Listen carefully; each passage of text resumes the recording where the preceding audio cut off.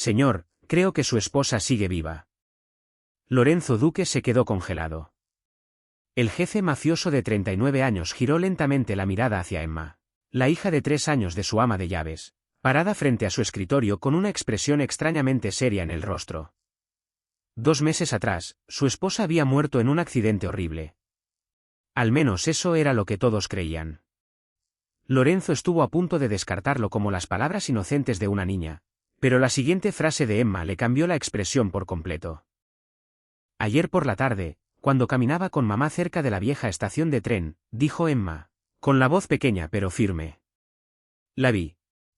Lorenzo no se movió. Su mano quedó quieta sobre el vaso de cristal en el escritorio. Hay una bodega detrás de las vías, continuó la niña. La que ya nadie usa. Tiene las ventanas rotas. Mamá dijo que camináramos más rápido porque no es un lugar bonito. Pero yo miré, señor. Miré porque escuché algo. ¿Qué escuchaste, Emma? Una tosecita. Como cuando estoy enferma y mamá me da agua con miel. Emma tragó saliva.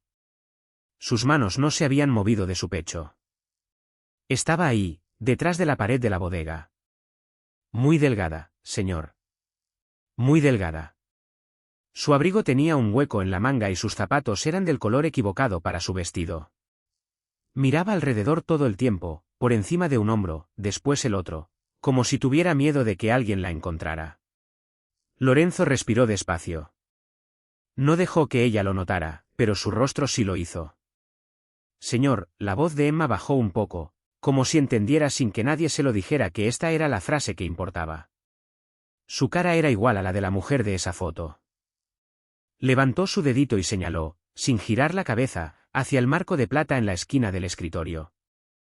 Lorenzo puso el vaso sobre la mesa. Lo puso con cuidado, de la manera en que un hombre deja un arma que no quiere disparar por accidente. Cuando habló, su voz salió más suave que nada que hombre alguno en esa casa lo hubiera escuchado usar jamás. Viste a una mujer que se parecía a ella. Emma, eso es todo lo que fue. Una desconocida. Hay muchas mujeres en esta ciudad. Y a veces 2 de ellas pueden verse muy parecidas, sobre todo desde lejos, y sobre todo bajo la lluvia. Emma negó con la cabeza. Sus manitas seguían apretadas contra el pecho, los nudillos pálidos de lo fuerte que las sostenía. No estaba lejos, señor. Estaba parada cerca de la esquina. Y yo me detuve. Y miré, y ella me miró de vuelta un segundo, solo un segundo. Después se fue detrás de la pared. Los niños a veces ven lo que quieren ver, especialmente cuando... Señor, esa sola palabra lo detuvo. Nunca había escuchado a una niña tan pequeña usar una palabra para hacer callar a un hombre adulto.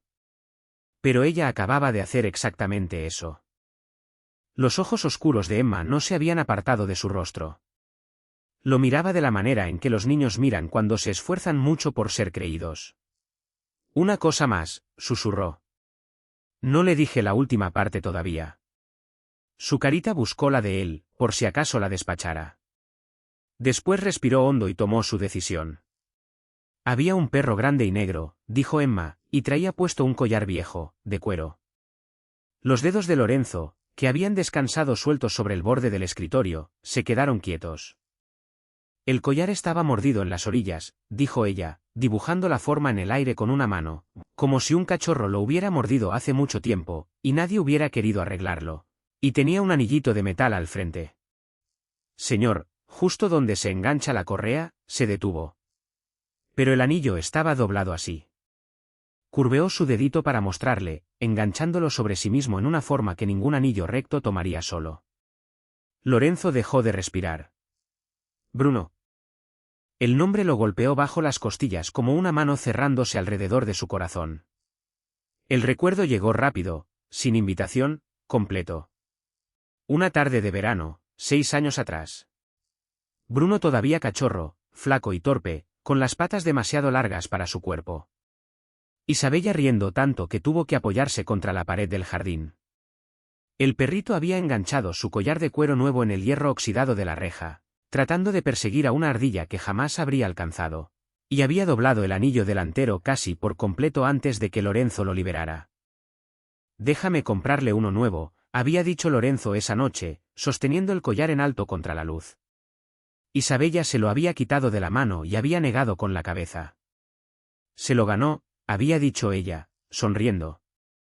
Déjalo quedárselo. Nunca había dejado que nadie lo reemplazara después de eso. Ni en 6 años.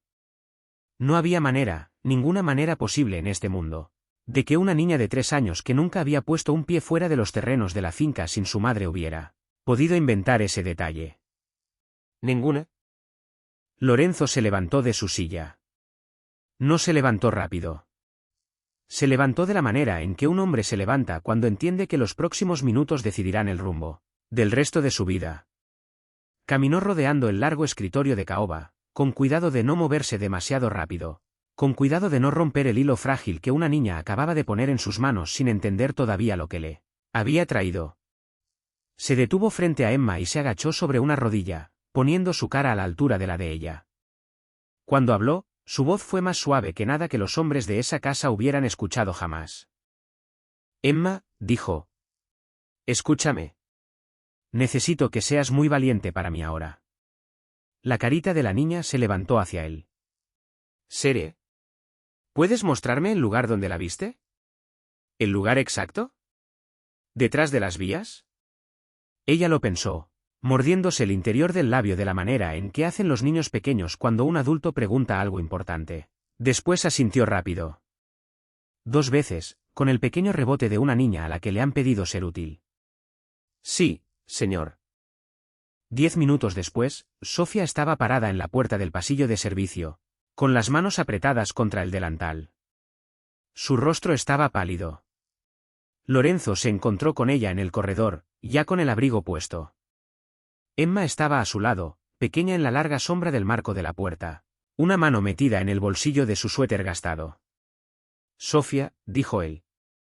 Su voz era más baja de lo normal, y más firme. Necesito a Emma conmigo un rato. No mucho. Volveremos antes de que oscurezca. Los ojos de Sofía fueron primero hacia su hija, después de vuelta a él. No preguntó a dónde. No preguntó por qué. Algo en la forma en que él había hablado ya le había dicho que esto no era un asunto para cuestionar. Nadie debe saber que salimos, dijo Lorenzo. Ni los hombres del portón, ni nadie en la casa. Ella volvió a mirar a Emma. Después se agachó, acomodó un rizo suelto detrás de la oreja de su hija con un dedo cuidadoso, y presionó los labios brevemente sobre su cabeza. Sé una niña buena para el señor, susurró. Sí, mamá. Sofía asintió una vez hacia Lorenzo. No confió en su voz para nada más que eso. El cielo sobre Nueva York se había vuelto del color de la pizarra mojada. Una lluvia fina y fría había comenzado a caer cuando el auto negro salió por el portón lateral de la finca, tomando el camino trasero para que los hombres de la entrada principal no lo vieran pasar. Emma iba sentada en el asiento del copiloto, sus piernitas demasiado cortas para llegar al piso. Miraba por la ventana con la intensa concentración de una niña que se esforzaba mucho. Cada pocas cuadras se inclinaba hacia adelante contra el cinturón, buscando puntos de referencia que recordaba. Ahí hay una panadería, dijo, con algo rojo sobre la puerta. Mamá y yo nos detuvimos ahí por pan. La veo. Unos minutos después. La iglesia. El reloj está roto. Siempre marca las 9. Sí. De vuelta ahí, señor. Esa esquina. El letrero está doblado. Lorenzo seguía el dedito señalando sin decir palabra. Los limpiaparabrisas se movían despacio sobre el cristal. Sus manos descansaban en el volante de la manera en que descansan las manos de un hombre que no confía en sí mismo, para hablar. La vieja estación de tren se levantó de entre la llovizna unos minutos después. Los rieles estaban rojos de óxido, y la maleza había crecido tan alta entre los durmientes que en algunos lugares las vías habían desaparecido por completo. Más allá de una cerca de tela metálica que se había derrumbado a media sobre sí misma, se extendía un amplio terreno vacío. Y más allá del terreno vacío, sola contra el cielo gris, se levantaba una bodega. Sus ventanas estaban rotas, su techo se hundía en el medio. Nadie había trabajado ahí en mucho tiempo. Emma se inclinó hacia adelante contra el cinturón y levantó el dedo. ¡Ey! Lorenzo estacionó el auto a la sombra de un poste de teléfono inclinado, apagó el motor y bajó. Rodeó hasta la puerta de ella, la desabrochó y la bajó en brazos. Tomó su manita en la suya, y juntos cruzaron el terreno vacío. El viento traía olor a óxido y a lluvia vieja. La puerta de la bodega colgaba torcida de una sola bisagra rota. Lorenzo la empujó para abrirla. Adentro, el aire estaba quieto. El polvo flotaba suspendido. En algún lugar entre las vigas, una paloma salió disparada de su escondite y batió las alas una vez, 2 veces, antes de posarse otra vez. Lorenzo no se estremeció. Puso a Emma con suavidad detrás de él con una mano, manteniendo su pequeño cuerpo protegido por su abrigo, y entró por completo al espacio. Isabella, su voz era baja, controlada. La voz de un hombre que ha pasado toda su vida aprendiendo a no levantarla. Isabella, soy yo. Solo su propia voz le regresó desde la pared lejana. Caminó a lo largo de la bodega, con cuidado y despacio, revisando cada rincón. Detrás de cada pila de cajones astillados, un tubo oxidado, una pila de lonas endurecidas por el agua vieja, un tambor de aceite abollado, volteado de lado. Nada. Ningún movimiento, ningún aliento, ningún ser vivo. Su mano se apretó una vez a su costado, y después se aflojó deliberadamente, por primera vez desde que Emma había entrado a su estudio. Un pensamiento frío se le clavó. Ella tenía 3 años. Los niños ven lo que quieren ver. Los niños escuchan toses en el sonido del viento a través de vidrios rotos. Tal vez la mujer solo se había parecido a Isabella. Tal vez el perro había sido una coincidencia, un callejero de cualquiera de los callejones cerca de las vías. Tal vez el anillo doblado había sido un truco de la luz sobre un pedazo de alambre común. Lorenzo se quedó parado en medio de la bodega vacía y dejó que el silencio le respondiera. Se dio vuelta hacia la puerta, y fue entonces cuando lo escuchó. Un raspar suave que venía de detrás de la pila de cajones rotos, al fondo de la bodega. Después un gemido bajo, incierto.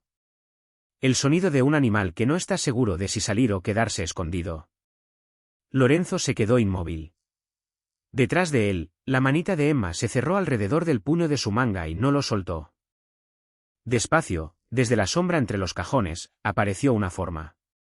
4 patas flacas hasta el hueso, una caja torácica angosta que subía y bajaba demasiado rápido. Un hocico cubierto de polvo. Y alrededor del cuello, medio enterrada en el pelaje negro enmarañado, una tira de cuero café gastado con un anillo pequeño de metal al frente, doblado. El perro se detuvo en medio del piso de concreto y levantó la cabeza. Los dos se miraron a través de 3 metros de espacio muerto. Bruno. La voz se le quebró en la palabra. Las orejas del perro se levantaron. Su cola se movió una vez, después otra, después empezó a barrer el polvo detrás de él en un ritmo lento, incrédulo. Dio un paso adelante, después otro, y entonces los últimos 2 meses se derrumbaron todos de golpe, y estaba corriendo. Lorenzo cayó de rodillas sobre el piso frío de concreto y abrió los brazos. Bruno se estrelló contra él sin frenar. Lo atrapó contra su pecho con una fuerza que no había usado en semanas. Sintió las costillas debajo del pelaje enmarañado. Sintió el temblor. Sintió el hocico húmedo empujando bajo su mandíbula, como para asegurarse, absolutamente segura, de que este era el hombre correcto. Detrás de él, Emma se quedó parada sin moverse. Había vuelto a juntar sus manitas frente a ella, y sus ojos brillaban, pero no dio un paso adelante. Entendía, de esa manera silenciosa en que a veces entienden los niños, que este momento les pertenecía a los dos, y no a ella. Cuando Lorenzo finalmente levantó la cabeza, sus ojos habían cambiado. Se puso de pie despacio. Bruno se apretó contra su pierna y no quiso alejarse, como aterrado de que el hombre pudiera desaparecer de la misma manera en que había desaparecido su dueña. «Quédate cerca de mí», le dijo Lorenzo a la niña detrás de él. Emma asintió una vez, en silencio. Comenzó a buscar otra vez. Esta vez buscó diferente. Ya no era un hombre caminando por una bodega vacía con la esperanza de encontrar a su esposa. Era un hombre leyendo un cuarto de la manera en que su padre le había enseñado a leer un cuarto cuando todavía era un niño sentado en un banco junto a un escritorio, en un estudio muy parecido al suyo. Busca lo que no pertenece aquí, hijo. Lo que no tiene razón de estar aquí. Lo que alguien trató de esconder, o se olvidó de esconder bien. Cerca de la pared del fondo, medio metida en la sombra de una columna de hierro oxidada, la vio, una manta vieja de lana, doblada 2 veces, tendida sobre un montón de cartón aplanado para suavizar el piso. Al lado, una botella de plástico con agua a medias, una taza de lata, un pedazo de pan envuelto en una servilleta de papel. Alguien había estado durmiendo ahí recientemente. Se arrodilló junto a la manta, y entonces la vio, un retazo de tela, no más grande que su palma, atrapado entre 2 ladrillos sueltos en la base de la pared, color crema, bordado en una orilla, con pequeñas flores azules a lo largo del borde.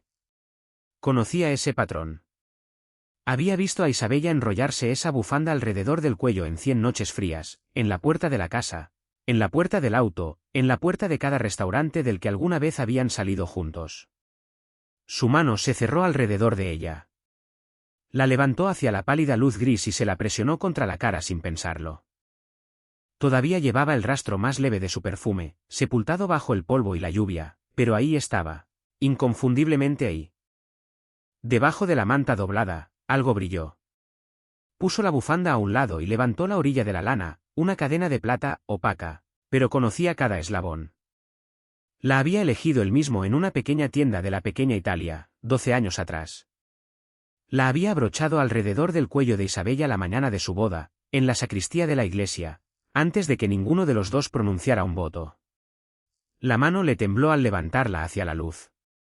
Ella había estado ahí. Estaba viva. Cerró el collar dentro del puño y lo presionó contra su pecho por un largo momento. No habló. No se movió. Solo respiró, adentro y afuera, hasta que el temblor de su mano comenzó a pasar. Después guardó la bufanda con cuidado en el bolsillo interior de su abrigo, deslizó la cadena junto a ella, y levantó a Bruno en sus brazos. El perro casi no pesaba nada. Caminó hacia la puerta sin mirar atrás. Emma lo siguió en silencio, una manita en la suya. El viaje de vuelta pasó en silencio. Emma se había subido al asiento trasero y se había acurrucado contra la puerta. A los pocos kilómetros, toda la extraña y fría tarde la había alcanzado, y estaba dormida, su carita pegada al cuero. Bruno yacía sobre el tapete a sus pies, con la cabeza apoyada en la punta de su zapato. De vez en cuando abría los ojos, comprobaba que Lorenzo seguía ahí detrás del volante, y volvía a cerrarlos. Lorenzo manejó con las 2 manos en el volante y no dijo nada. La lluvia había parado. Las calles de los barrios exteriores se deslizaban tras el parabrisas en una mancha de gris y luz amarilla de las lámparas, pero él no miraba nada de eso. Dentro de su pecho, una sola pregunta había comenzado a arder. Si ella estaba viva, si había estado viva todo este tiempo, entonces ¿por qué? ¿Por qué no había vuelto a casa? ¿Por qué había elegido dormir sobre una manta de lana doblada en una bodega donde el techo goteaba y el viento entraba por vidrios rotos? ¿Por qué lo había dejado atravesar 2 meses de duelo, creyendo que su cuerpo estaba bajo tierra? La respuesta que se formaba en el borde de su mente era una que no quería mirar directamente. Todavía no. Porque la respuesta significaba que en algún lugar, alguien a quien ella había temido más que a la muerte misma seguía ahí afuera, y ella había juzgado que esa persona estaba demasiado cerca de él como para arriesgarse a volver. Respiró despacio y obligó a sus ojos a volver al camino. Los portones de la finca se abrieron a su señal. Lorenzo desvió el auto de la entrada principal y tomó el camino angosto de servicio, rodeando el costado de la propiedad, apagando el motor en la sombra profunda del muro este, donde los hombres de la entrada principal no lo verían. Sofía Russo ya esperaba dentro del salón de servicio. Estaba muy erguida, las manos entrelazadas frente al delantal, la mirada en la puerta. Sus ojos fueron primero hacia su hija, todavía dormida en el asiento trasero, después hacia Lorenzo. No hizo una sola pregunta. No lo necesitaba. Lorenzo levantó a Emma con cuidado del auto, una mano bajo su espaldita, la otra sosteniendo su cabeza contra el hombro. La niña murmuró algo contra su cuello y no despertó. La llevó por la puerta lateral y la pasó con suavidad a los brazos de su madre. Sofía la recibió de la manera en que una madre recibe lo que le ha sido devuelto. Gracias, Sofía, dijo Lorenzo. Su voz era firme, controlada, la voz de un hombre que ha pasado toda su vida aprendiendo a no entregar nada. Ella fue de gran ayuda para mí hoy. Sería un favor para mí que este viaje quedara entre nosotros. Sofía sostuvo su mirada. Después asintió una vez. Sí, señor. La observó llevar a Emma por la angosta escalera trasera hasta que el sonido de sus pasos se desvaneció arriba. Después Lorenzo caminó solo por la casa oscura, las uñas de Bruno tronando suavemente contra el mármol a su lado. En el estudio, Lorenzo se quedó parado frente al escritorio sin moverse. La bufanda y la cadena de plata quedaron puestas una junto a la otra sobre la caoba, exactamente donde había estado el vaso de cristal unas horas antes. No las miró. No necesitaba hacerlo. Después cruzó hasta la pared del fondo. Abrió con llave un pequeño cajón construido dentro del panel detrás de una sección abisagrada de repisas, y sacó una carpeta de cuero que no había tocado desde el funeral, el expediente del accidente. La puso sobre el escritorio y la abrió. Cada página, cada reporte policial, cada documento de seguro, cada nota garabateada de cada mecánico y cada investigador que alguna vez había tocado los restos del auto de Isabella. Las leyó de la manera en que su padre le había enseñado a leer un contrato cuando todavía era un muchacho de 17 años, sentado frente al viejo en ese mismo cuarto, una línea a la vez. No por lo que estaba escrito, sino por lo que no lo estaba. La verdad en estos papeles no está en las palabras, hijo. Está en el espacio entre las palabras. Bruno se acostó debajo del escritorio, con la barbilla sobre el zapato de Lorenzo. Tampoco durmió. Lorenzo trabajó hasta pasada la medianoche, pasada la 1, pasadas las 2, pasadas las 3. Las lámparas del estudio ardían tenues. El puño de su camisa se manchó de la tinta negra del escritorio. No tocó el vaso a su codo. Y entonces, en la cuarta lectura, en una página que había mirado una docena de veces sin verla, un solo nombre se levantó del papel. El nombre del hombre que había inspeccionado los frenos del auto de Isabella el día antes de que muriera. El nombre del hombre que había firmado el registro de mantenimiento con una mano que temblaba ligeramente en la última letra, como si la pluma se hubiera vuelto de repente pesada. El nombre del hombre que, según una nota al margen que jamás había notado, no había vuelto al taller de los Duque la mañana después del accidente y nunca más había sido visto. Lorenzo deslizó la página despacio hacia la lámpara. Daniel Russo. Se recostó en su silla. 52 años, 8 años en la nómina de los Duque, un hombre callado con grasa bajo las uñas, y la fotografía de una esposa y una hija pequeña pegada dentro de la puerta de su gabinete de herramientas. Había atendido el auto de Isabella desde el día en que ella lo había sacado por primera vez del concesionario. Ella nunca había dejado que nadie más lo tocara. Lorenzo siguió hojeando el expediente. La mañana después del accidente, el capataz del taller había reportado a Daniel desaparecido. Su casillero había sido vaciado. Su caja de herramientas había desaparecido. Su tarjeta de asistencia no había sido marcada. Habían enviado una patrulla a su apartamento en Bensonhurst. El casero había abierto la puerta hacia un colchón desnudo y un refrigerador vacío. Los vecinos dijeron que la esposa y la niña pequeña se habían ido la mañana anterior con 2 maletas y sin dirección de reenvío. En ese momento, el investigador había escrito una sola frase en el margen: se cree que huyó por culpa. Nadie había seguido la pista más allá. La muerte de Isabella había sido dictaminada como falla mecánica. El expediente había sido cerrado. Daniel Russo había quedado registrado como un cobarde que no pudo enfrentar a su patrón, y el nombre había sido retirado en silencio de la nómina. Lorenzo se quedó mirando esa nota al margen durante un largo rato. Después cerró la carpeta. Al primer gris pálido del amanecer, Lorenzo levantó el teléfono del escritorio y marcó un número que no había llamado en semanas. Tommy Ricci contestó al segundo timbre. Si le sorprendió escuchar la voz de su jefe a esa hora, su voz no lo mostró. «Ven al estudio», dijo Lorenzo. «Solo, ahora». La línea se cortó sin otra palabra. Tommy llegó en 10 minutos, con el sombrero en la mano.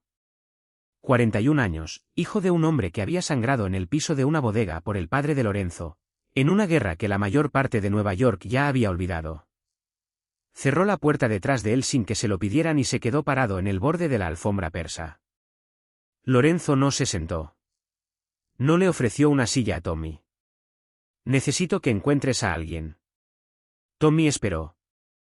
Un hombre llamado Daniel Russo. Trabajó en nuestro taller durante 8 años. Desapareció la mañana después del accidente de mi esposa. Nadie se molestó en buscarlo entonces. Quiero que lo busques ahora. ¿Qué tan duro, señor? Muy duro. Quiero saber dónde está. Quiero saber con quién ha hablado. Quiero saber qué ha gastado y en qué lo ha gastado. Quiero saber el color del abrigo que traía puesto ayer. Tommy asintió una vez. Y Tommy, Lorenzo sostuvo su mirada. La luz gris de la ventana había comenzado a tocar la caoba del escritorio y todavía no llegaba a su rostro. Nadie más. Ni Vincent. Ni los hombres que usa Vincent. Ni nadie en esta casa. La expresión de Tommy no cambió, pero algo detrás de sus ojos se quedó muy quieto. De la manera en que el rostro de un hombre se queda quieto cuando le piden cargar algo más pesado de lo que esperaba. Elige tú a tu propia gente, dijo Lorenzo. Los eliges tú mismo, y eliges hombres cuyos padres conociste. No les dices nada más de lo que necesitan saber para las próximas 12 horas. Si hay que decir un nombre, usas uno falso. Sí, señor. Si escucho este nombre pronunciado en cualquier cuarto de esta ciudad donde yo no lo puse, sabré que la fuga vino de ti. Tommy no se inmutó. Le habían dado órdenes como esta antes, en los años que había servido a esta familia, aunque nunca con este peso en particular detrás de ellas. Solo dijo: Sí, señor. Y se fue. La puerta del estudio se cerró con un clic detrás de él. Lorenzo se dejó caer en la silla. Miró la puerta cerrada por un largo momento sin moverse. Bruno dio unos pasos alrededor del escritorio y se acomodó otra vez contra su zapato. Sabía lo que acababa de hacer. Había apuntado a Vincent Moretti, su mano derecha durante 15 años. El hombre que se había parado a su lado en el funeral de su padre. El hombre que había levantado una copa en su boda. La sospecha no era nueva. Ahora lo entendía. Era simplemente la primera vez que se permitía actuar sobre ella. Volvió los ojos hacia la fotografía con marco de plata en la esquina del escritorio. Sus dedos tocaron el borde muy suavemente. Susurró algo que solo Isabella y Dios podrían haber escuchado. Los días que siguieron pasaron despacio. Tommy trabajó sin dejar rastro en papel.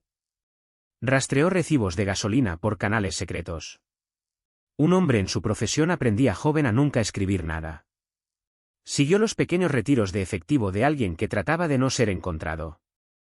Un hombre que pagaba por un cuarto individual, que compraba un abrigo de un estante en lugar de mandarlo hacer, que nunca usaba la misma lavandería 2 veces. Se sentó en 3 restaurantes distintos, en 3 condados distintos, y escuchó a los mecánicos chismear sobre el café. Un hombre de mediana edad, con ojos tristes y manos firmes. Alguien lo recordó habiendo tomado trabajo por pieza en un taller de carrocería río arriba, y después desaparecido en una semana. Alguien más lo recordó 2 pueblos más allá, trabajando bajo otro nombre, manteniendo la cabeza baja en el banco de trabajo y comiendo su almuerzo solo en el cuarto de repuestos. El rastro era débil, pero seguía siendo un rastro. La 9ª noche, Tommy llamó desde un teléfono público. Lorenzo contestó al primer timbre. Lo encontré, señor. Lorenzo no dijo nada. Esperó. Hay una parada de camiones en el camino del condado, después del embalse, 2 horas de aquí. Una fondita al frente, taller detrás. Está trabajando ahí bajo el nombre de Daniel Marino. ¿Estás seguro? Lo vi cenar. Come en la parte de atrás. Nunca se sienta cerca de la ventana. Nunca levanta la cabeza cuando entra un auto. Es él, señor. Lorenzo colgó el teléfono despacio. Se levantó de la silla. Tomó su abrigo del gancho junto a la puerta y una pistola del cajón del escritorio, y salió solo hacia el auto. Estaba estirando la mano hacia la puerta del conductor cuando un sonido bajo a su rodilla lo detuvo. Bruno estaba parado junto a la puerta del copiloto, mirándolo con ojos oscuros y firmes. Lorenzo dudó. Después abrió la puerta. El perro saltó adentro sin hacer ruido y se enroscó en el cuero del asiento del copiloto como si hubiera viajado en ese auto todas las noches de su vida. El camino del condado serpenteaba fuera de la ciudad hacia un país de campos largos y planos y líneas oscuras, de árboles. Las luces de la ciudad quedaron atrás y no volvieron. Lorenzo manejó con una mano en el volante y la otra apoyada en la forma tibia de Bruno, apretado contra su muslo. Llegó a la parada de camiones en la última hora azul del día. El lugar era poco más que una fonda y un garaje de concreto achaparrado, retirado del camino detrás de dos bombas de gasolina muertas. Un solo foco amarillo ardía sobre la bahía abierta del taller. Desde adentro llegaba el pequeño chasquido metálico de una llave inglesa siendo puesta sobre una banca. Lorenzo estacionó el auto en la sombra de la fonda y bajó. Miró al perro a través de la ventana cerrada. ¿Qué? Los ojos de Bruno estaban fijos en los suyos. El perro no se movió. Lorenzo cruzó el terreno de grava despacio, deliberadamente, sus pasos anunciándose en el silencio. No quería llegar a esa bahía de ningún modo que pudiera confundirse con una emboscada. Se detuvo en la bahía abierta. Adentro, un hombre estaba agachado junto a la llanta delantera de una vieja camioneta, limpiándose las manos con un trapo manchado. El hombre estaba más delgado de lo que Lorenzo recordaba. Su cabello se había vuelto casi completamente gris en las sienes en los 2 meses desde que alguien de la casa Duque había visto su rostro por última vez. Su camisa de trabajo era azul y sencilla y no tenía nombre bordado sobre el bolsillo. Cuando escuchó el paso sobre el borde de concreto de la bahía, levantó la cabeza de la llanta, esperando a un cliente buscando una banda de ventilador o un cuarto de aceite antes de que cerrara la fonda. Sus miradas se cruzaron. Daniel Russo se puso blanco bajo la grasa. El trapo se le resbaló de los dedos y cayó sobre su bota. Se puso de pie demasiado rápido, dio un paso atrás y se presionó contra el guardabarros de la camioneta. Sus manos se levantaron frente a su cara, palmas hacia afuera, como si el gesto pudiera de alguna manera espantar lo que estaba a punto de sucederle. Todo su cuerpo temblaba. Por favor, señor, por favor. Mi esposa, mi hija, yo no le dije a nadie. Lo juro por Dios, no le dije a nadie. Nunca dije una palabra. Nunca escribí una carta. Por favor. Lorenzo no dijo nada. Entró completamente a la bahía. Alcanzó con una mano hacia atrás y bajó la puerta corrediza detrás de él con un traqueteo lento y deliberado, hasta que se asentó cerrada contra el concreto. El foco amarillo se balanceó levemente en su cordón y proyectó las 2 sombras contra la pared del fondo. Miró alrededor del pequeño espacio. Vio una silla plegable recargada contra la banca de trabajo. La levantó, la arrastró por el piso de concreto, y la puso en medio de la bahía. Se sentó. No sacó un arma. No levantó la voz. Simplemente se sentó, codos sobre las rodillas, y esperó. Daniel se resbaló por el guardabarros hasta quedar agachado en el piso, con la espalda contra la llanta. Sus rodillas no lo sostenían. Las lágrimas comenzaron a trazar líneas limpias sobre la mugre de sus mejillas.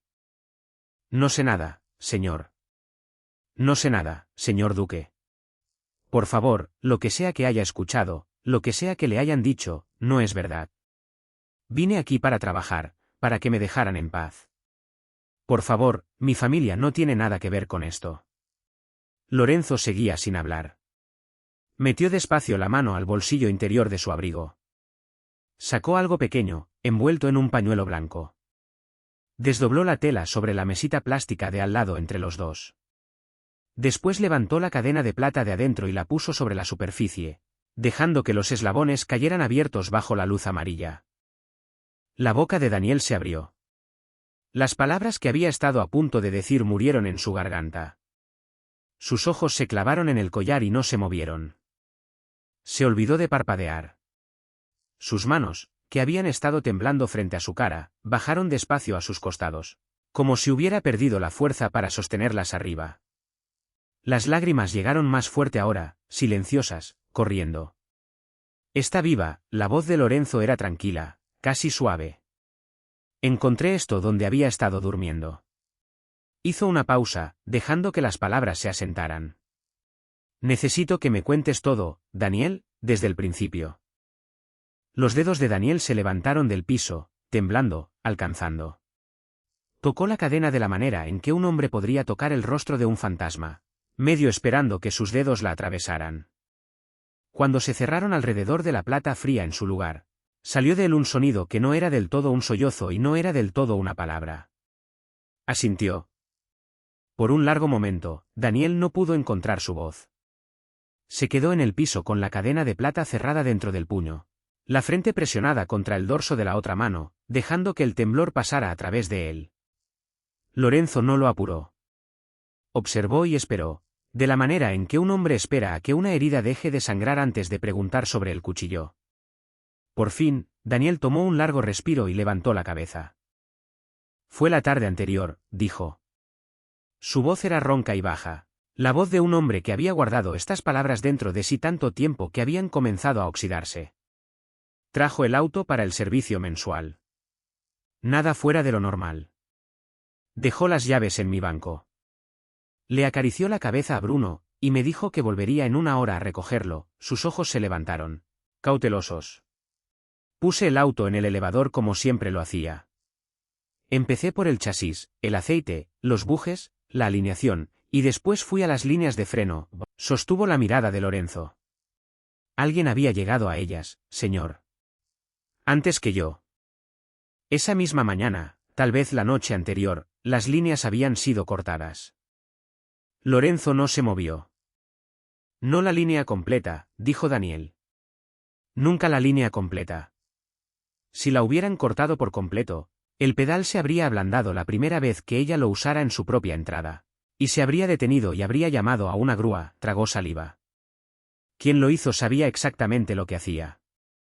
Cortó la línea en un solo lugar, un pequeño corte a lo largo de la costura, suficiente para que el líquido aguantara unas cuantas bombeadas, unas cuantas frenadas lentas por el vecindario, y después la primera vez que ella pisara ese pedal con fuerza, todo el sistema se vaciaría en segundos.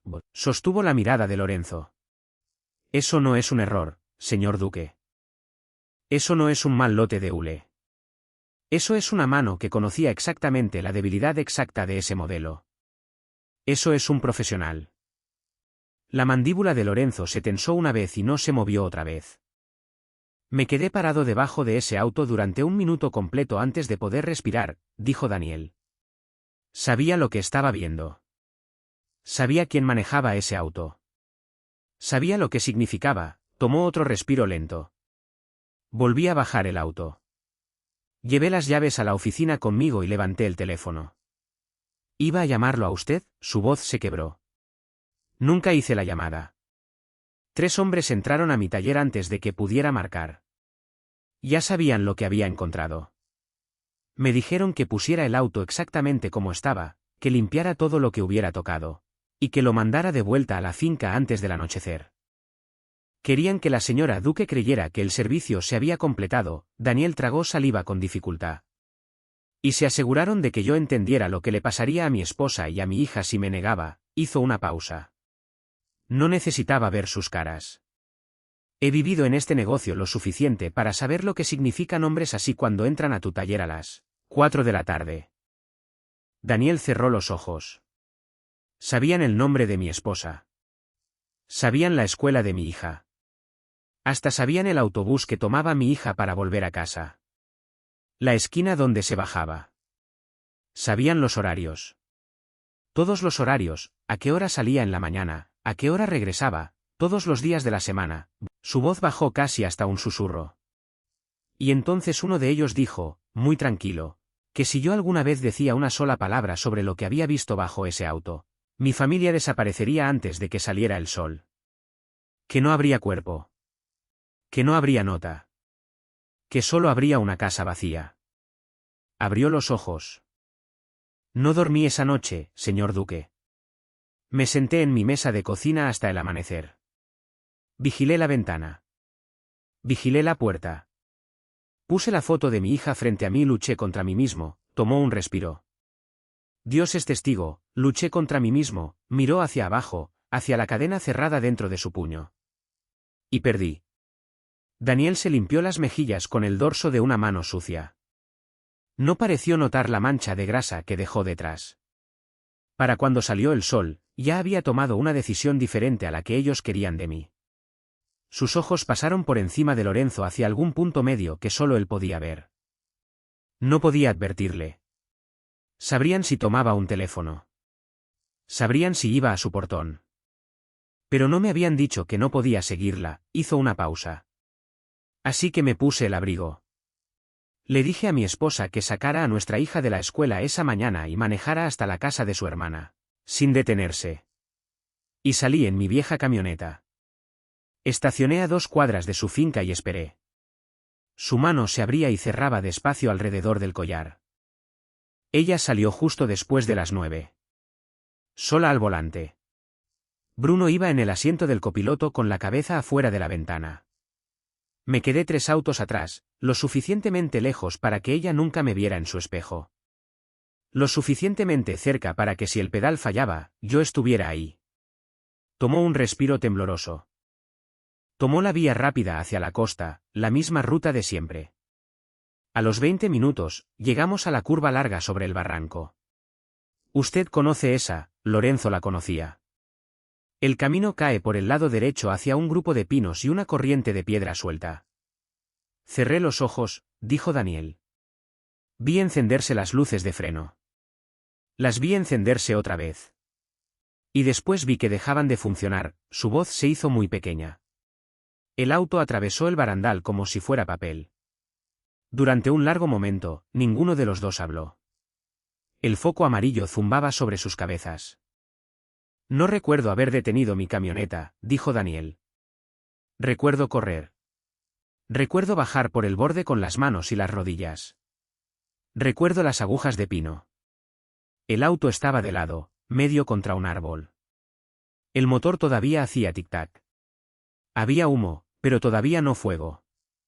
No sabía si ella estaba viva. No sabía si estaba a punto de sacar el cuerpo de su esposa de esos restos. Abrió los ojos. Estaba despierta, su voz se quebró. Tenía sangre en el cabello y un corte encima del ojo. Por la forma en que se sostenía el costado, supe que tenía las costillas rotas. Pero sus ojos estaban abiertos. Me miró. Me reconoció. Susurró mi nombre. Dijo, Daniel, cortaron los frenos, ¿verdad? Y yo no pude contestarle, porque si hubiera abierto la boca en ese momento, habría llorado. Daniel tomó un respiro lento. La saqué del auto. La cargué por la pendiente. La puse en la parte de atrás de mi camioneta y la cubrí con una lona. Manejé lejos de ese camino antes de que llegara la primera sirena. Y no dejé de manejar hasta que llegué a una casita que había pertenecido a un tío mío, vacía por años. Nadie en mi familia sabía que todavía tenía la llave. Giró la cadena despacio entre sus dedos. La acosté en la cama. Le acomodé las costillas. Le cosí la frente con una aguja del cajón. Y le dije, cuando despertó, que en lo que al mundo respecta, ella había muerto en ese auto, negó con la cabeza. La moví 4 veces más en las semanas después de eso. Cada lugar más callado que el anterior. Ella nunca, ni una sola vez, me pidió que la llevara a casa. Encontró los ojos de Lorenzo. Ella sabía, señor. Sabía quién estaba dentro de ese portón. Estaba esperando el momento en que pudiera llegar a usted sin pasar por él. Lorenzo no se movió, pero algo detrás de sus ojos se había quedado muy quieto. Una vez, dijo Daniel. Solo una vez, mencionó una casa vieja junto a un río, fuera de la ciudad. Había pertenecido a una amiga de su madre, antes de la guerra. Dijo que si alguna vez tenía que dejar la bodega con prisa, ahí es donde trataría de ir. Puso la cadena de vuelta sobre la mesa entre los dos. Ahí es donde la encontrará, señor duque, si todavía está viva para ser encontrada. Lorenzo grabó las palabras en su memoria. Una casa vieja junto a un río, fuera de la ciudad. Una amiga de su madre, de antes de la guerra. Era suficiente. Tendría que serlo. Se levantó de la silla plegable sin decir palabra. Levántate, Daniel. El mecánico lo miró fijamente. No te vas a quedar aquí. Señor, no puede quedarse en este pueblo ni una noche más. No puede quedarse en este condado. Si amenazaron a su familia hace 2 meses, todavía la están vigilando ahora. Y en el momento en que entré a este taller, lo convertí en hombre muerto. La boca de Daniel se abrió. No salió nada. Así que nos vamos, dijo Lorenzo. Vienes conmigo. Buscas a tu esposa. Buscas a tu hija. Y pongo a los tres en algún lugar donde nunca los encontrarán. Daniel tomó un largo respiro. Algo casi como una sonrisa cruzó su rostro por primera vez en 2 meses. Era la sonrisa de un hombre que había estado cargando una piedra demasiado tiempo, y que acababa de sentir la primera mano llegar debajo de ella para ayudarlo a levantarla. Sí, señor. Se levantó del piso. Sus rodillas estaban inestables. Cruzó hacia un catre angosto contra la pared del fondo de la oficina, junto a la banca de trabajo, y comenzó a juntar las pocas cosas sobre el estante encima de él. Una fotografía en un marco golpeado, un abrigo de lana doblado, un libro de bolsillos sin portada. Lorenzo tomó su propio abrigo del respaldo de la silla plegable. Estaba alcanzando la manga cuando lo escuchó. Bajo, casi dentro de la garganta más que fuera de ella, un sonido que Bruno había hecho solo 2 o 3 veces en todos los años que Isabella lo había criado, y siempre cuando un desconocido se había acercado demasiado a ella en la oscuridad. Lorenzo se quedó congelado con el abrigo a medio poner. El perro estaba parado en la esquina de la oficina, donde había estado echado en silencio la última hora. Tenía la cabeza baja, las orejas planas, los ojos fijos en la pequeña ventana sucia que daba al terreno de grava. Daniel se había quedado perfectamente quieto con la fotografía enmarcada en las manos. Entonces llegó, débil pero inconfundible, el crujido de llantas rodando despacio sobre grava suelta. No un vehículo, 2, después un tercero, deteniéndose en un ángulo más amplio, como encerrando el terreno. Una franja de luz blanca barrió la pequeña ventana.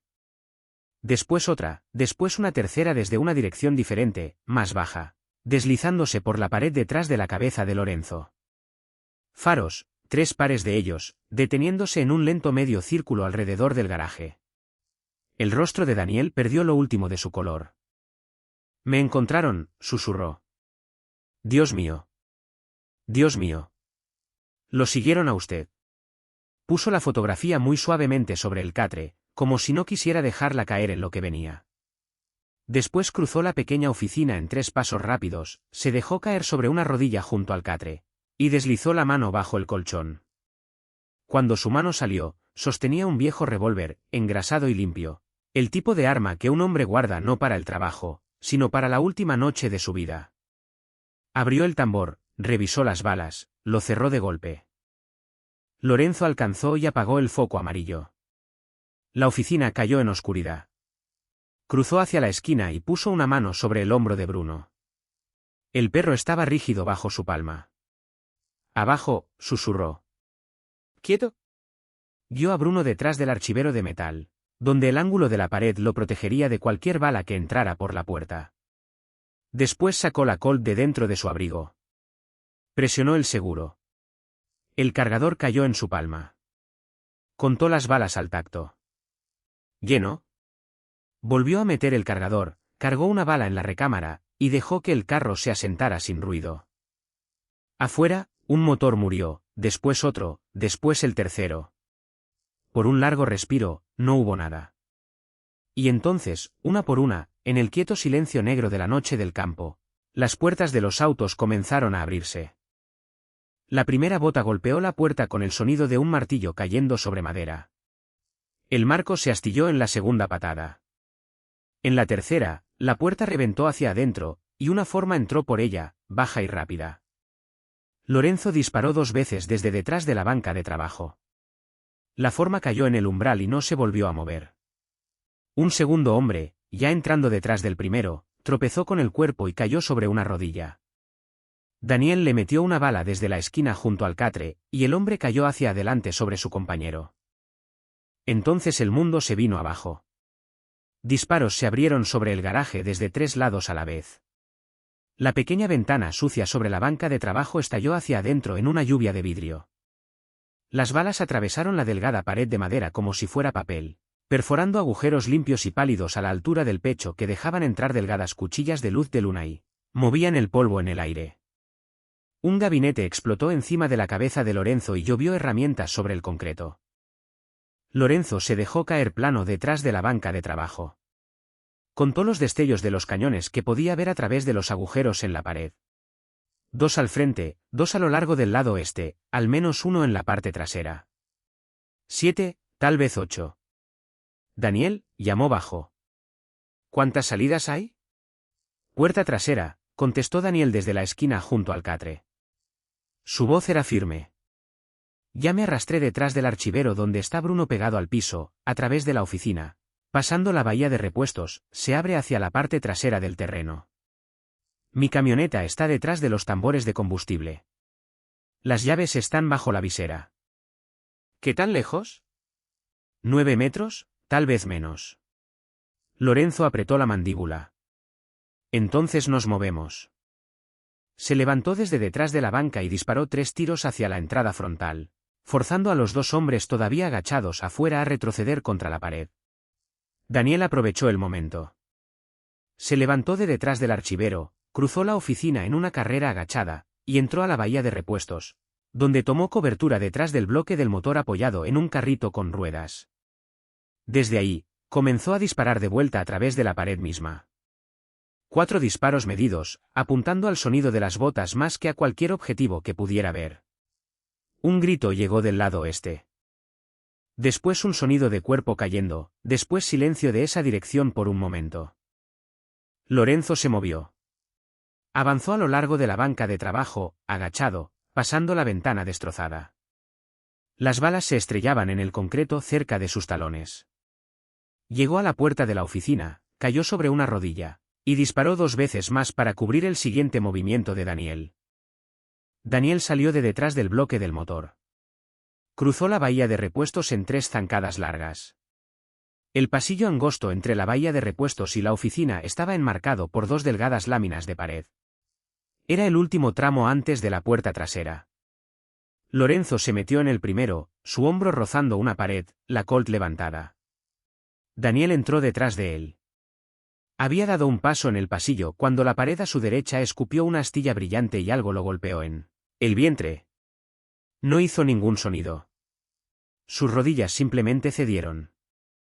Cayó al piso de madera del pasillo como un hombre poniendo un peso pesado en el suelo, y una mano subió despacio y se presionó plana contra el frente de su camisa. La sangre le salía entre los dedos, y no se detenía. Levántate, dijo Lorenzo. Su voz era muy tranquila. Daniel, levántate. Vamos a salir por esa puerta juntos. Daniel no intentó levantarse. Su mano libre subió y se cerró alrededor de la muñeca de Lorenzo con una fuerza que sorprendió a los 2. Su agarre no era el agarre de un hombre tratando de aferrarse a la vida. Era el agarre de un hombre tratando de hacer que otro hombre escuchara. Señor, dijo. Su voz era delgada, pero perfectamente clara. Su piel se había vuelto del color del papel viejo. Pero sus ojos, en la luz tenue que entraba por los agujeros perforados en la pared, eran firmes. Y estaban brillantes, y estaban fijos en el rostro de Lorenzo con una calma que le apretó el pecho a Lorenzo. Señor, míreme. Lorenzo lo miró. No voy a salir por esa puerta con usted, dijo Daniel. Usted lo sabe. Yo lo sé. Cada segundo que pasa tratando de levantarme es un segundo que los hombres de afuera se acercan más a esa pared trasera. La mandíbula de Lorenzo se apretó. No respondió. Váyase, dijo Daniel. Vaya y encuéntrela. Dígale que cumplí mi palabra. Soltó la muñeca de Lorenzo y estiró el brazo por el piso del pasillo hacia una forma larga envuelta en tela, aceitada que descansaba contra la base de la pared del fondo. La jaló hacia sí. La tela aceitada cayó y reveló una escopeta. Vieja pero bien cuidada. La culata oscura de años de uso. La arrastró hasta su regazo. Sus manos trabajaron la bomba con la certeza de un hombre que había crecido con un arma como esta antes de crecer con cualquier otra cosa. Miró hacia arriba, hacia Lorenzo, una vez más. Váyase ahora, dijo. Mientras todavía pueda pararme entre ellos y esa puerta por un momento más. Lorenzo no se movió. Miró al hombre mayor en el piso, la mancha extendiéndose bajo la palma presionada contra la camisa, La escopeta atravesada sobre las dos piernas inútiles. Los ojos que habían visto a Isabella salir viva de un auto destrozado y habían elegido, en un camino sobre un barranco, levantarla en lugar de seguir corriendo. Lorenzo se agachó. Sujetó el hombro de Daniel una vez, con fuerza. «Ve con Dios, Daniel», dijo. Después se dio vuelta y se movió. Cruzó los últimos metros del pasillo agachado. Bruno pasó fluyendo junto a su rodilla como una forma negra arrancada de la oscuridad. La puerta trasera de la bahía de repuestos se abría hacia una franja de grava. 3 tambores de combustible alineados contra la pared exterior, y más allá de ellos, la forma baja de la vieja camioneta. Lorenzo empujó la puerta con el cañón de la Colt, esperó un respiro, y pasó agachado. Detrás de él, al frente del garaje, habló la escopeta. Fue un sonido como una mano abofeteando toda la noche. Una vez, después otra, después una tercera. Más profundo y más cerca. Mientras los hombres en la puerta frontal trataban de forzar su entrada y eran rechazados, escuchó un grito a través de la pared. Escuchó botas resbalando en la grava. Ya estaba en la camioneta. Abrió de un jalón la puerta del conductor, bajó la visera. Las llaves cayeron en su palma. 2 formas aparecieron por la esquina del edificio. Lo vieron. Gritaron. Levantaron las armas. Lorenzo disparó una vez a través de la ventana abierta del conductor. Uno de ellos cayó. Disparó otra vez mientras se lanzaba a la cabina, y el segundo se tiró de lado a la grava. Bruno saltó adentro pasando sus piernas y se apretó contra el piso. El motor encendió al primer intento. Lorenzo giró el volante y la camioneta patinó hacia afuera sobre la piedra suelta. Las balas se clavaron en la compuerta trasera, después en la ventana de atrás. Después se desviaron mientras la camioneta libraba la esquina de la fonda y golpeaba el camino del condado a toda velocidad. Detrás de él, en la oscuridad, la escopeta habló 2 veces más. Después no volvió a hablar. Lorenzo no bajó la velocidad. No miró atrás. Manejó hacia la oscuridad con las 2 manos blancas sobre el volante, y un perro negro y silencioso apretado contra su pierna. Y llevaba consigo las últimas palabras de un hombre al que nunca olvidaría. Manejó el resto de la noche sin detenerse. El camino del condado se convirtió en una carretera estatal, y la carretera estatal se convirtió en una franja de 2 carriles cortada entre largos grupos de pinos. No pasó ningún otro auto. La camioneta olía a aceite y a la sangre en su puño y a la tibieza polvorienta y leve del perro apretado contra su muslo. Bruno no durmió. Su cabeza se mantuvo levantada lo suficiente para que sus ojos pudieran vigilar el camino a través del parabrisas junto a su amo. Lorenzo manejaba y pensaba en una sola cosa, una casa vieja junto a un río, fuera de la ciudad, una amiga de su madre, de antes de la guerra. Isabella había hablado de un lugar así, solo 1 o 2 veces, sobre una copa de vino en una tarde de verano años atrás, cuando le contaba sobre los veranos de su infancia. Un puente de madera, una curva en el agua donde la garza se paraba entre los juncos, una hilera de cabañas bajas que una viuda había alquilado alguna vez a familias de la ciudad en julio. Creía que podría encontrarlo. Tendría que hacerlo. El cielo comenzó a levantarse sobre su hombro izquierdo. No amanecer, solo la lenta sugerencia gris de él. Una claridad en los árboles a lo largo de la cresta. Los pinos pasaron de formas negras a formas grises a formas con bordes. Se salió de la carretera estatal hacia un camino angosto que caía a través de un grupo de abedules hacia el río. La camioneta sacudía sobre los baches. Cruzó un puente de madera con un barandal roto. Dio vuelta en una curva larga. Y ahí, hacia la derecha, donde los árboles se abrían, las vio. Una hilera corta de cabañas, medio hundidas en la maleza, techos hundidos, la mayoría de las ventanas oscuras y abiertas. Lorenzo redujo la camioneta a paso lento. Bruno se levantó en el asiento. El perro había estado callado durante horas sin un solo sonido. Ahora estaba de pie, las patas delanteras apoyadas contra el tablero, todo su cuerpo apuntando hacia adelante como una aguja de compás encontrando el norte verdadero. Un sonido bajo salió de lo profundo de su pecho, esta vez no un gruñido. Algo más suave, algo que Lorenzo no había escuchado de él en 2 meses. Lorenzo orilló la camioneta a la berma cubierta de pasto y apagó el motor. Bruno ya estaba fuera de la cabina en el instante en que la puerta se abrió. Tocó el suelo corriendo bajo, la cola nivelada, y cruzó directo por el pasto alto y mojado hacia la última cabaña de la hilera. La que estaba más al fondo, entre los álamos. Lorenzo corrió detrás de él. Su corazón golpeaba dentro de sus costillas tan fuerte que lo sentía en los dientes. Su aliento salía en nubes cortas y blancas.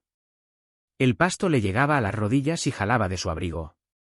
Mantuvo los ojos en la forma negra del perro, cortando un camino a través de él, adelante de él. La cabaña era pequeña, de madera gris, un techo de tejas cubierto de musgo, un solo escalón torcido hacia una puerta de tablones con la pintura casi desaparecida. Bruno llegó al escalón antes que Lorenzo. No bajó la velocidad. Subió al porche de un salto, plantó las patas delanteras contra la puerta, y comenzó a rascar. Después presionó el hocico contra la rendija de abajo y gimió, alto y delgado y anhelante.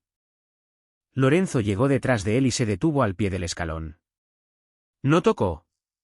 Adentro de la cabaña, escuchó algo. Un solo paso sobre un piso de madera. Lento, incierto, el paso de una mujer. Se detuvo cerca de la puerta. Escuchó una respiración que no era la suya, contenida al otro lado de la madera. Después una mano trabajó un cerrojo. La puerta se abrió hacia adentro unos centímetros, después unos más, después se abrió por completo. Una mujer estaba parada en el umbral. Lorenzo no se movió. No podía. Estaba más delgada de lo que la había visto jamás. Sus pómulos sobresalían bajo una piel que no había visto el sol en semanas. Sus ojos se hundían en pálidas ojeras azules. El largo cabello oscuro, el cabello que había conocido durante 12 años, había desaparecido.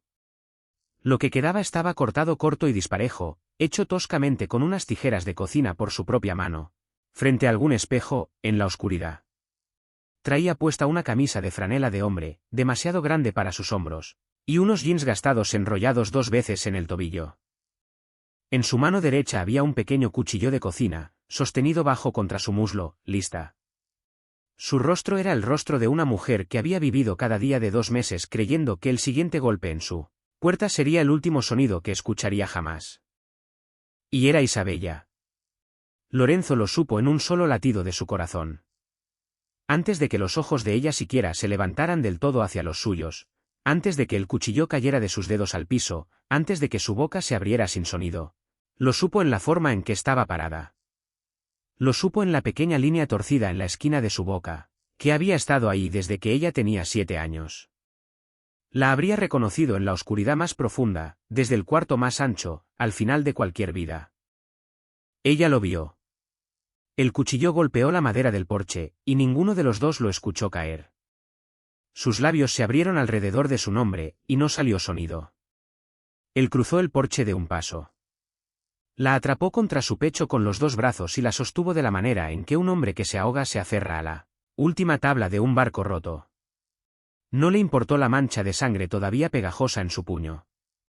No le importó que su mano temblara contra la nuca de ella. La sostuvo y la sostuvo.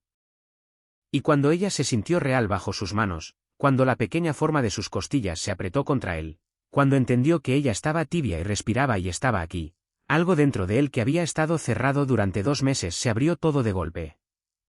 Ella hizo un sonido como un pájaro al que finalmente le permiten aterrizar. Los 2 brazos de ella subieron alrededor de su cuello.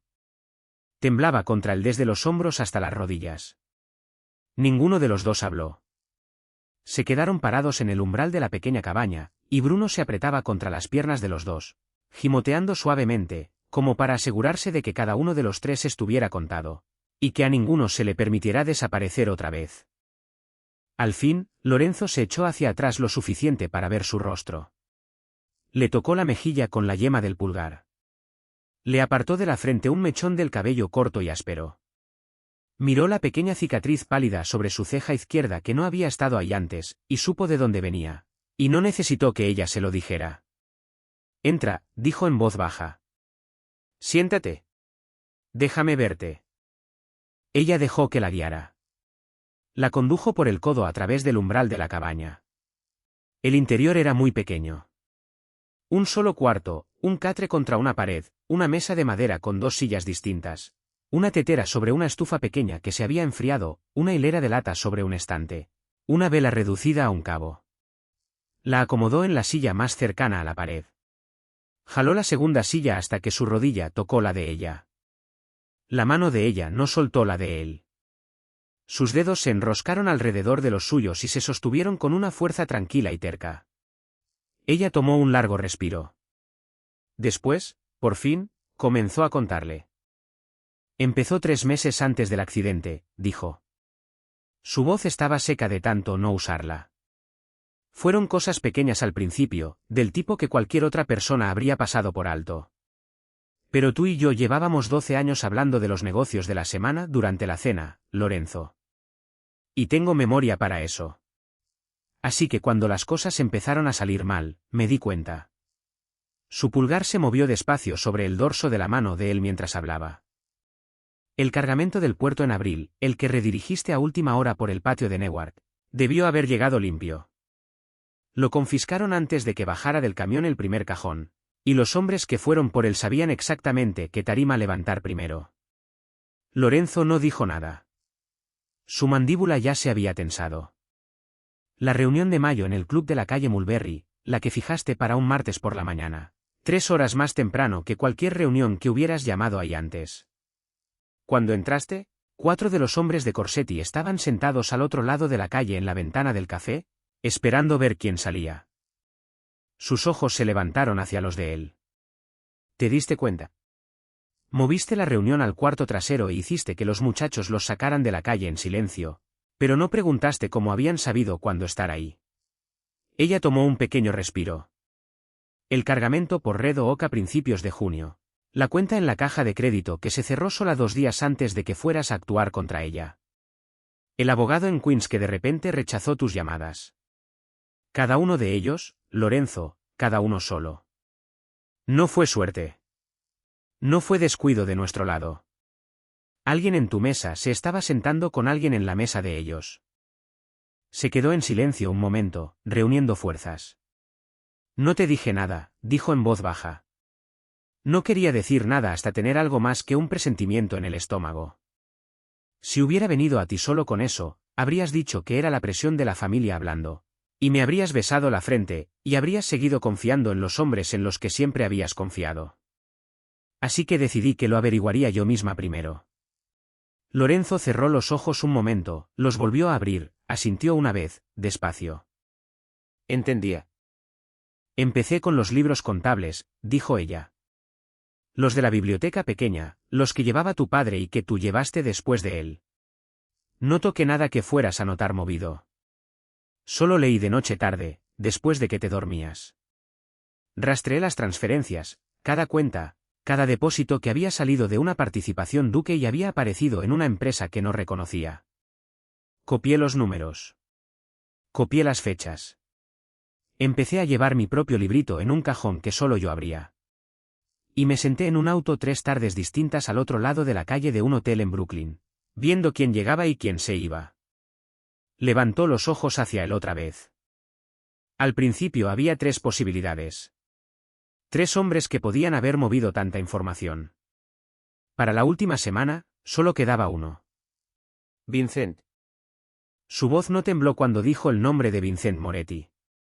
Lorenzo se quedó muy quieto. La sola palabra cayó en medio del pequeño cuarto y no se fue. La sintió asentarse en su pecho con el peso lento y frío de algo que había sabido durante semanas sin permitirse saberlo. Vincent, 15 años de Vincent. Vincent parado a su lado en el funeral de su padre. Vincent levantando una copa la noche de la boda. Vincent recibiendo una hoja destinada a las costillas de Lorenzo en una bodega junto al agua en el invierno del 91, y saliendo del hospital 6 semanas después con una cicatriz y una sonrisa. Isabella observaba su rostro. Yo tampoco quería que fuera él, dijo en voz baja.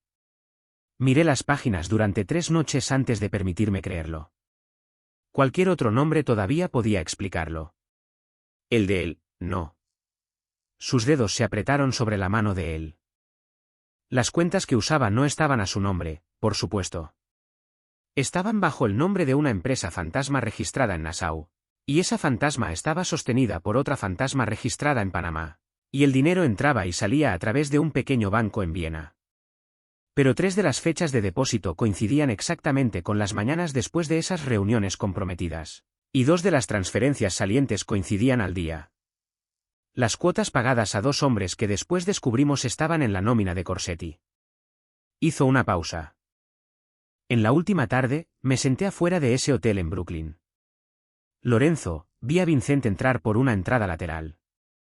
Traía puesto el abrigo azul marino que le regalaste el invierno pasado. Subió al 4º piso. Salvatore Corsetti lo esperaba ahí. Se quedaron dentro de esa suite 1 hora y 11 minutos. La otra mano de Lorenzo se había cerrado despacio en un puño contra su muslo. Les estaba dando todo, dijo ella. Los cargamentos, las rutas, los nombres, los horarios, y a cambio, Corsetti le pagaba en esa cuenta de Viena. Y Corsetti le había prometido algo más, algo de lo que el dinero era solo el principio. Su voz bajó. Después de que tú desaparecieras, Vincent heredaría lo que quedara de las operaciones Duque bajo la protección de Corsetti. Manejaría Nueva York como capitán de Corsetti de nombre, y como su propio jefe en todo lo que importara. 15 años parado detrás de ti era el precio de admisión. Ese era el plan. Lorenzo no habló. Ya lo estaba dando vueltas en su mente. Ya estaba regresando por los últimos meses de su vida, una reunión a la vez, y viendo el rostro de Vincent en cada mesa donde había ocurrido una fuga. Ya estaba recordando la forma en que Vincent lo había mirado 3 semanas atrás en el estudio, cuando Lorenzo había levantado su copa hacia la fotografía de Isabella y había dicho en voz alta que no creía que estuviera muerta. Vincent había sonreído. Vincent le había puesto una mano en el hombro. Vincent había dicho, jefe, déjela descansar. Demasiado tranquilo. Siempre demasiado tranquilo. El sonido les llegó en el peor momento exacto. Un zumbido bajo entre los árboles, distante al principio, tan tenue que casi podría haber sido el río en los juncos. Después se profundizó. Después se multiplicó. Un motor se convirtió en 2. 2 se convirtieron en más. Isabella estaba de pie antes de que Lorenzo terminara de levantar la cabeza. Cruzó el pequeño cuarto sin hacer ruido y presionó la espalda contra la pared junto a la ventana. Levantó una esquina de la cortina con un solo dedo. Por un largo segundo, no se movió. Después Lorenzo la vio palidecer. Giró la cabeza hacia él. Su boca formó una sola palabra. Vincent. 3 autos negros habían dado la vuelta en la curva más allá de los álamos y rodaban despacio hacia la hilera de cabañas. Un 4º vehículo los seguía, del tipo con puertas reforzadas. Se detuvo en la boca del camino, y su puerta trasera se abrió. Y un hombre mayor y corpulento bajó y se acomodó las mangas del abrigo con la calma de un hombre que había hecho este trabajo durante 40 años. Salvatore Corsetti, en carne y hueso, a pie, tan lejos de Brooklyn. Eso no era un mandado que un jefe como Corsetti hacía a menos que pretendiera ver algo terminado con sus propios ojos. La respiración de Isabella temblaba contra el hombro de Lorenzo. ¿Cómo? Susurró. ¿Cómo nos encontró? Lorenzo ya lo sabía. La camioneta. Su movimiento. En algún momento de las últimas 12 horas, se había hecho una llamada desde un teléfono al que Vincent tenía acceso. Vincent no había necesitado saber dónde se escondía Isabella. Solo había necesitado seguir al único hombre en el mundo que eventualmente lo llevaría hasta ahí. Lorenzo metió la mano dentro de su abrigo y sacó su teléfono.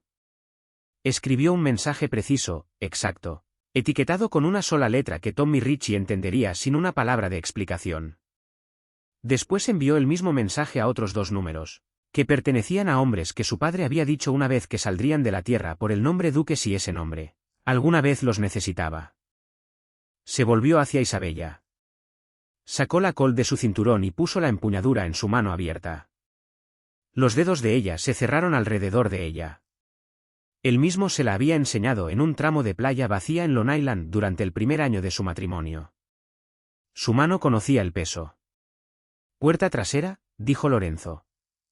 Su voz era muy tranquila. «Detrás de mí, no dejes de moverte hasta que te diga que te detengas». Se fueron. Bruno pasó como una raya negra entre los dos. Los disparos empezaron a llegar desde más ángulos de los que podían contar, y cada ángulo los empujaba más abajo por la pendiente, más hacia el sonido del agua. Los árboles se hicieron ralos, el pasto dio paso a los juncos.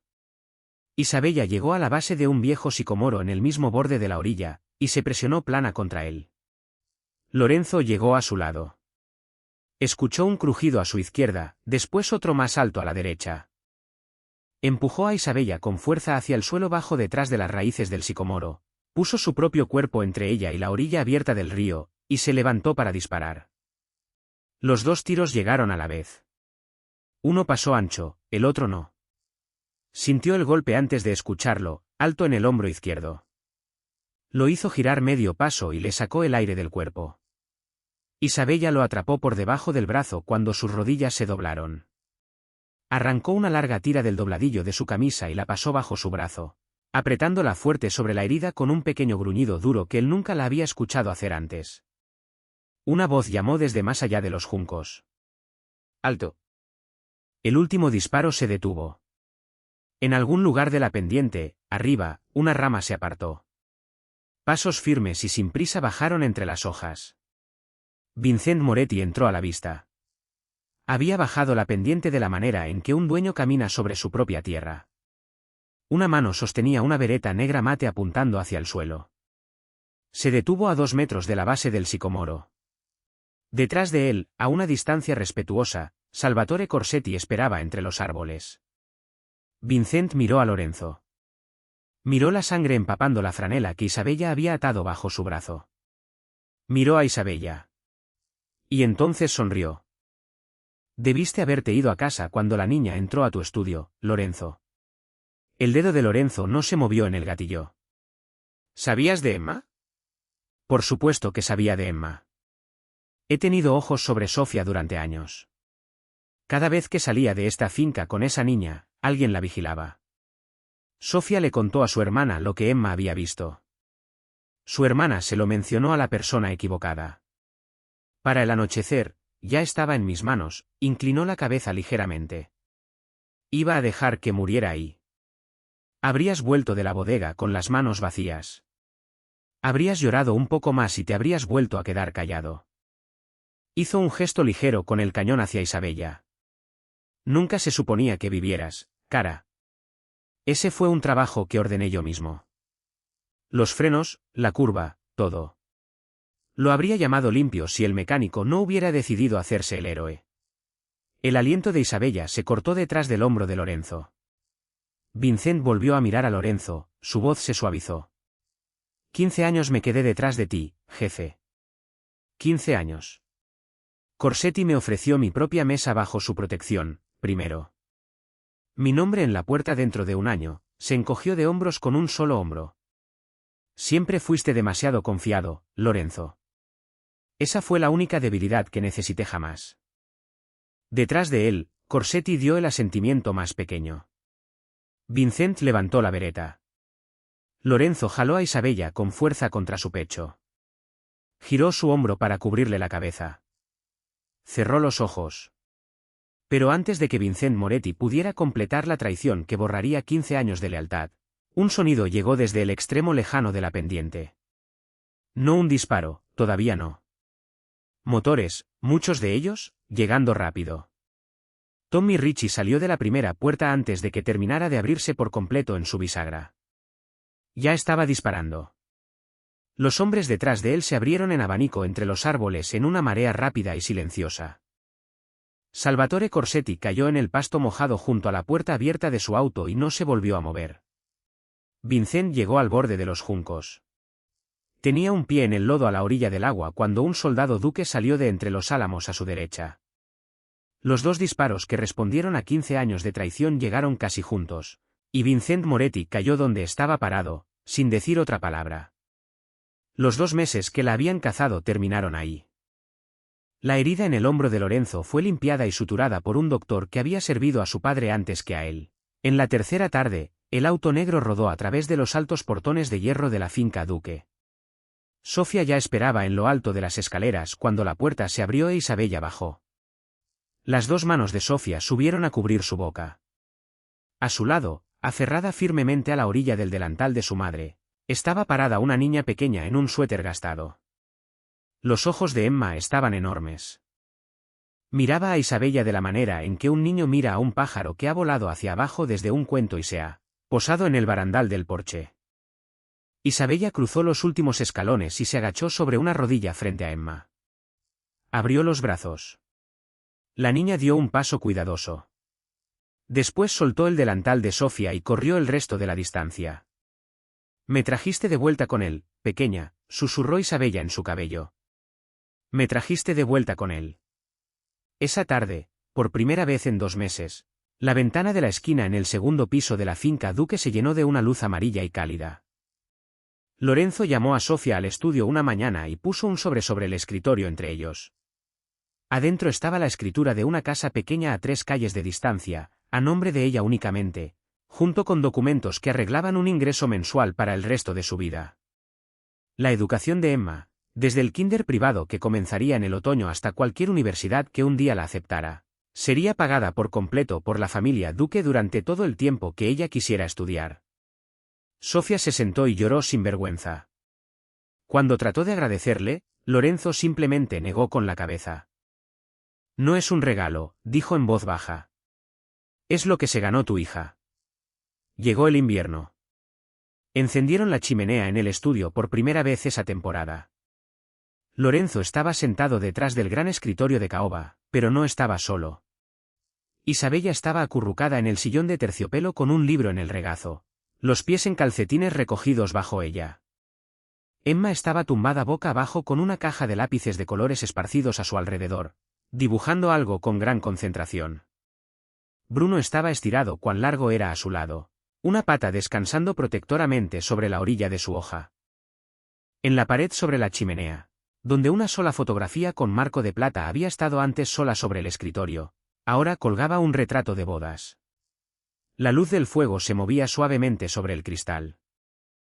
A veces las verdades que todo un imperio de poder no puede ver son las que una vocecita lleva hasta la puerta.